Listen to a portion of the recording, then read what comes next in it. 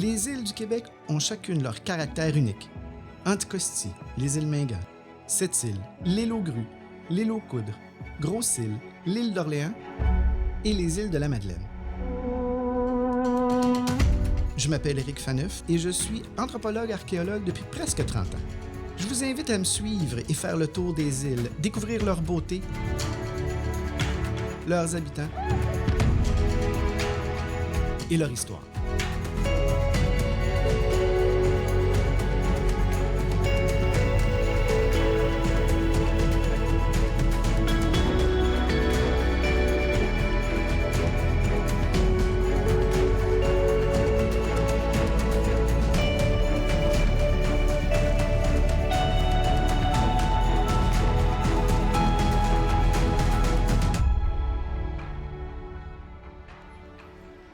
I heard about you long before we met.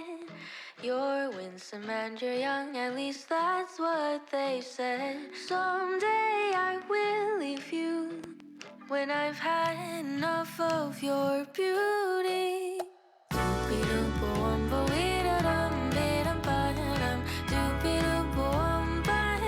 Bonjour et bienvenue à tous à Le Tour des îles. Nous sommes présentement à l'île aux Coudres, dans Charlevoix, où on vient juste de débarquer du traversier à partir de Saint-Joseph-la-Rive. Après un petit voyage de 15 minutes, on a arrêté en premier lieu à la boulangerie Bouchard où on a dégusté d'excellents croissants. On va discuter de l'histoire de l'île avec ses guides. Et pour finir en beauté, on va visiter la cidrerie des Vergers Pedneau afin de goûter leurs produits uniques à l'île.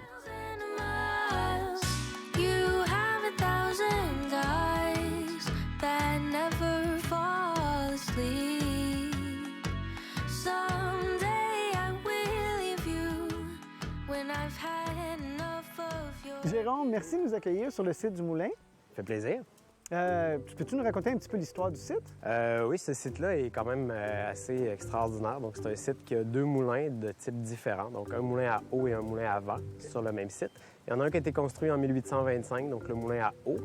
Et par manque d'eau, en fait, c'est l'utilisation de l'eau de la pluie, de l'eau de ruissellement des terres qui fait qu'il n'y a pas de l'eau tout le temps à chaque moment de l'année, qui a fait qu'en 1836, les insulaires ont décidé de bâtir un moulin à eau là, juste à côté du moulin à vent. Puis, quand on dit moulin à eau, qu'est-ce qu'on moue ici? Ici, on moue des grains, on ferait la transformation du grain.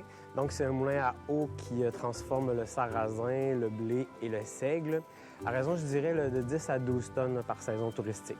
Puis, c'est-tu des grains qui viennent de l'île? Oui, tout à fait. Les trois sortes de grains proviennent de l'île depuis 4 ans. C'est la ferme Harvey là, qui fait la production de nos grains. Qu'est-ce qu'on peut voir sur le site? En fait, sur le site, là, il y a une bonne visite à faire là, facilement de 45 minutes à 1 heure, là, et même plus là, si on fait les activités au maximum.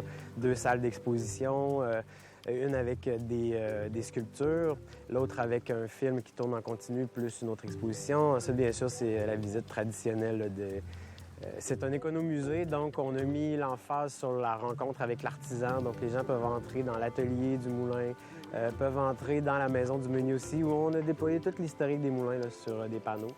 Ensuite de ça, c'est l'accès au moulin à eau. Je vois que tu as de la farine sur toi. Oui. C'est une déformation professionnelle? Oui, on a fait de la farine ce matin, donc on a moulu environ, je vous dirais, 50 kg de grains, ce qui m'a donné à peu près 30-35 kg de produits finis en sarrasin. Donc on va faire quand même, ça moue 150 kg de grains à l'heure, un moulin comme celui-là, mais on va faire une démonstration qui dure entre 15 et 25 minutes là, pour avoir une certaine quantité de produits, puis surtout pour pas baisser le bassin d'eau trop rapidement.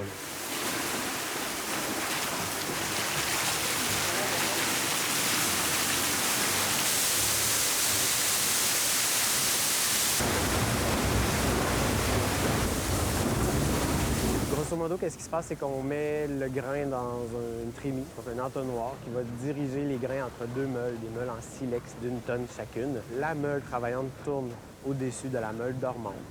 Sur chacune des surfaces de ces meules-là, il y a un travail d'artisan qui est fait qu'on appelle le piquage des meules. C'est pas compliqué, on rend la meule abrasive, tout simplement. Donc les grains vont passer là, vont être moulus, broyés, vont être récupérés là, par un petit balai, ça va descendre au rez-de-chaussée. Ça pourrait se terminer là. On pourrait consommer la farine de ce produit-là très brut, là, pas raffiné du tout. Et on peut aussi le raffiner à l'aide du bloutoir, là, qui est un meuble qu'on a à l'intérieur du moulin qui possède différentes grosseurs de filtres qui vont du plus fin, la grosseur de bonilon, pour vous donner une image, jusqu'au plus gros, la grosseur de moustiquaire de fenêtre. Le dernier travail du meunier, c'est de remélanger là, ces produits-là selon les recettes du moulin pour arriver à une farine plus ou moins complète. Là. Donc, on fait 4 produits ici, 5 produits. La farine de seigle standard, donc on a une sorte de farine de seigle. Le seigle étant une céréale. Une autre céréale, le blé, on va faire une farine à 85 %. Donc, 85 du grain se retrouve à l'intérieur de notre produit. Et commercialement parlant, cette farine-là s'appelle la farine blanche non blanchie. C'est ce que les gens connaissent le plus. À votre sourire, c'est pas mal le mot qui vous parle le plus aussi. Blanche non blanchie. Exact. Oui, parce que la farine blanche est blanchie de façon artificielle avec des produits chimiques, là, des peroxydes, entre autres, la farine commerciale. Nous, ce qu'on fait ici, il n'y a pas ça, c'est sûr. Et on peut faire aussi une farine complète ou intégrale aussi qu'on appelle. À ce moment-là, c'est la 90 %. Du côté du sarrasin, une farine bien régulière ou une farine à l'ancienne. On y rajoute quelques petites particules là, de gros remoulage qui vont lui donner de la couleur, vont lui donner de la texture, de la saveur aussi. Puis on fait un petit clin d'œil à l'époque où je disais qu'on pouvait ramasser là, directement dans la huche. Là. Ça fait faire un petit clin d'œil pour le produit qu'il faisait à l'époque. Là. Des farines qu'on peut se procurer ici. Des farines qu'on peut se procurer à la boutique, c'est sûr et certain, blé, seigle, sarrasin. On n'est pas très axé sur des points de vente parce que notre farine n'a aucun agent de conservation. Donc, on veut qu'elle soit bien traitée lorsqu'on la met on a confiance à certains partenaires. Et nouvellement, en 2020, on est en ligne. Puis est-ce qu'il y a des artisans locaux, des boulangeries ou des gens qui font des produits finis avec votre farine ici? Oui. Ce qu'ils font, les commerces de l'île, c'est qu'ils vont prendre notre produit et vont faire des produits spécifiques. Donc, je sais qu'à la boulangerie Bouchard, il y a des produits spécifiques avec notre farine et aussi à la biscuiterie.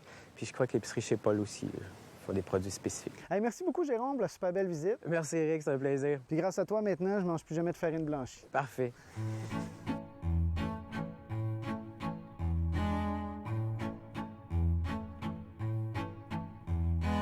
Bonjour, Francine. Merci de m'accueillir sur ton île.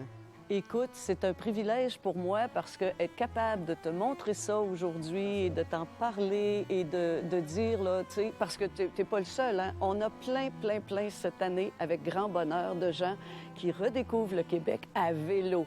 Alors, ils sentent, ils écoutent, ils voient et ils redécouvrent ce qu'ils ont peut-être vu il y a 30 ans avant de partir en Floride ou ailleurs.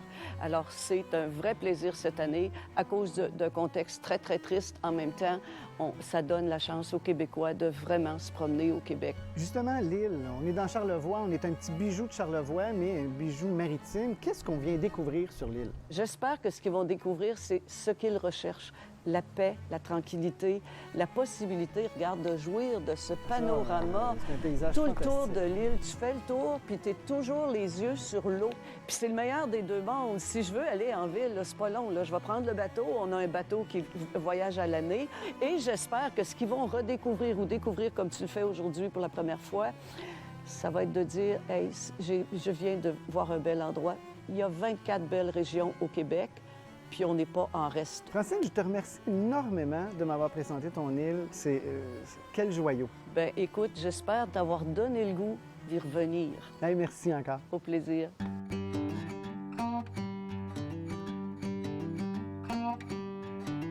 Bonjour Samuel. Bonjour, Eric. Merci de m'accueillir. On est où en ce moment? Dans le verger de la cidrerie Verger-Penneau à l'île aux Coudres. OK. Donc, c'est un verger centenaire. Les pommiers ont été plantés en 1918 pour la plupart. Les gros qu'on voit à l'arrière ici, 1918, là, c'est des vergers de 102 ans. Puis c'est quoi les produits qu'on retrouve ici? Les produits ici, on retrouve pas mal de tout. On a débuté, dans le fond, par la transformation pour faire, par exemple, des beurres de pommes, des gelées de pommes, des sirops de pommes. Ensuite, c'est ajouté, on a aussi des poires, des prunes, des cerises, puis aussi un petit fruit qui s'appelle la mélanchie, que je vais vous faire goûter tantôt, là, une crème qu'on fait avec ce petit fruit-là. C'est extraordinaire.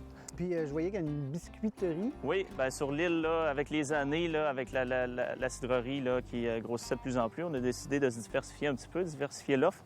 Puis j'aimerais ça goûter aux produits que vous faites. Oui, bien, on va débuter par ici avec un cidre à la prune. Donc, c'est 80 cidre. On appelle ça un cidre aromatisé. Fait que c'est pas mes prunes. Pas mes prunes, exactement. Donc, c'est pas mal une de nos meilleures spécialités. Dans le fond, les cidres aromatisés. Là, quand on dit cidre, c'est alcoolisé. Exactement. Ici, on est à 6,5 d'alcool là, pour ce qui est du cidre à la prune. À la base, le cidre, c'est sec, mais en ajoutant le jus de prune qui, lui, est sucré, on vient sucrer le produit final. Donc, si on mélange ça avec, en mangeant là, des entrées, pâté de foie, fromage, rillettes, c'est pas mal un des très bons apéros et un des plus populaires. Ah, c'est bon. Puis on goûte vraiment la prune. Même s'il y a 80 de cidre, c'est vraiment la prune qui ressort parce que le sucre de la prune est tout là. C'est du bonbon. Puis ici, il faut savoir qu'on a plusieurs sortes de prunes. Par exemple, on a la prune Damas, la prune jaune, on a aussi la prune Burbank, on a aussi la prune Mont-Royal. Donc, c'est un mélange de tout ça là, qui permet de créer ce cidre-là. Même chose avec les pommes, vous avez différentes... Les pommes, on a au-dessus de 30 variétés de pommes. Pour le glacier, on fonce tout de suite. On va se sacrifier, écoute, hein, il faut... Puis là, je les goûte dans un ordre là, pour essayer de pas trop mélanger la bouche. Le glacier cidre qui a la particularité d'être assez acidulé. OK. Aussi, dois-je mentionner qu'il a gagné l'or à la Coupe des Nations en 2019. L'or aussi, la dame prune aussi, la mistelle de pommes et poires aussi, puis le dernier qu'on va goûter, la crème de petite poire. Fait que c'est juste des produits exceptionnels qu'on boit, là. Oui.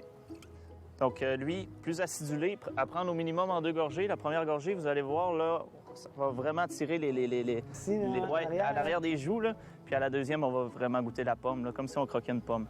Oui, on la sent, la pomme.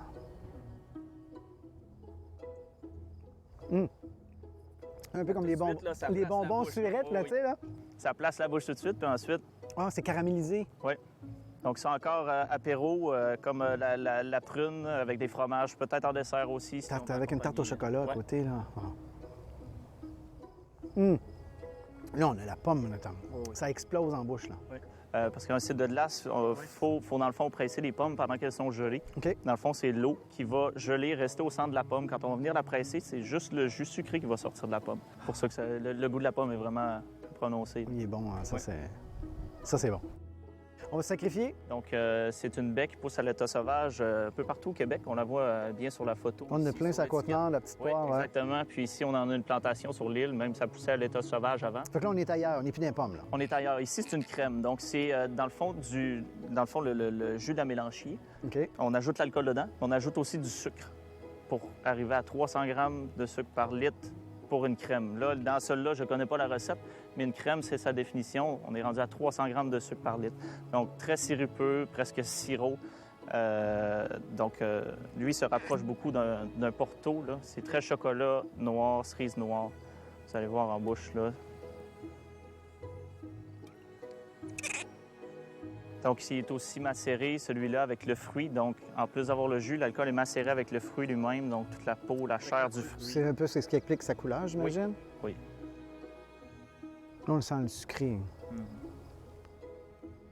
On peut s'en servir comme coulis sous de la crème glacée à la vanille ou un gâteau blanc ou pour cuisiner aussi, là. Vrai, on est un peu plus Porto, comme tu disais. Là. On a perdu la pomme, là, on est complètement ailleurs. Surtout qu'il n'y a pas de pomme dans ce produit. Parce que c'est pas un cidre à la base. Donc, il n'y a vraiment pas de pomme là-dedans. C'est juste la mélanchier qui est là, qu'on retrouve. C'est excellent. La boutique, il y a la dégustation à l'année, dégustation gratuite. On a au-dessus de 27 produits alcoolisés, des produits sans alcool aussi, 350 produits de 25 producteurs de Charlevoix. Donc, on retrouve tout ça à la boutique, là, à la cidrerie ici, sur l'île aux Coudres. Samuel, merci énormément de m'avoir fait goûter vos beaux produits. J'imagine que j'en ai d'autres à aller goûter dans la boutique. Oui, bien, tu peux aller voir à la boutique. Là, on a au-dessus de 27 produits alcoolisés. La dégustation est gratuite là, à l'année. Donc, si tu veux aller découvrir d'autres produits, là, c'est la bonne place pour toi. Ça va me faire plaisir. Merci. Bon. Bien, merci, Eric.